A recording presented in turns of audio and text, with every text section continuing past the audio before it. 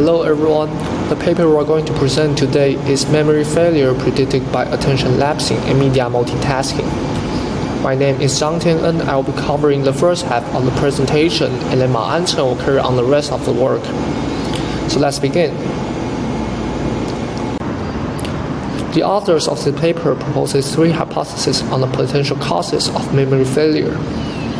The first one is that the occurrence of an attention lapses just before one tries to access the memory could make their memory less accessible, resulting in worse performance on the assigned task. Directly following from this, the second hypothesis is that the researchers think that we can observe a negative correlation between one's memory accuracy and their tendency toward attention lapsing. And the third hypothesis is that this tendency toward attention lapsing might be positively correlated with one's severity of media multitasking behavior, which to be consistent with the second hypothesis, we should be observing another negative correlation between memory accuracy and one's severity of media multitasking. If the above hypothesis turn out to be all correct, then we can conclude that to prevent from potential memory degradation, one should avoid using multiple media sources at the same time. Now, let's talk about the experiment design. The entire process is divided into an encoding phase and a retrieval phase. In the encoding phase, the participant will ask to memorize one CCA object along with their properties, which is either pleasant or unpleasant conceptual-wise, and either big or small perceptual-wise. In each trial, the participant took a 4-second break from the last trial, and then were prompted with a question asking about a particular property. Then in about 3 seconds, the participant need to decide whether an object presented to them matches with the properties described in the questions by clicking yes or no with their mouse.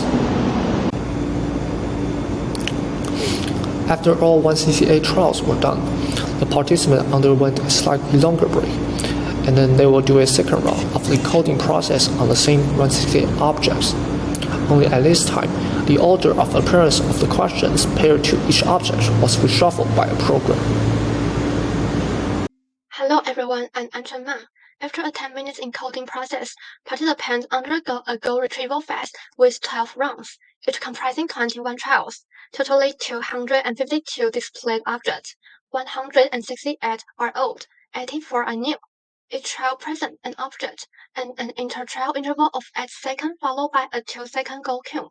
Then an 8-second interstimulus interval is followed by a 2-second object display.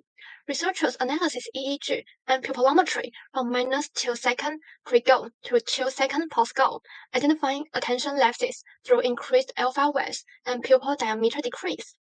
To test memory, participants assess cues for pleasantness, size, and novelty in this red region, responding with yes or no. All images are uniform in size to prevent size-based recognition bias. For instance, if a cue indicates pleasant or unpleasant, participants press no for garbage, which is encoded as bigger item or is new item. Each round includes 7 conceptual, 7 perceptual, and 7 new items presented randomly. After the experiment, let's examine the results. Alongside attention lapse and memory loss, a midfrontal goal coding is observed, particularly heightened during hit action. However, the published results don't distinguish between the 3 dimensions, suggesting minimal difference, and diagram illustrates indirect and direct relation.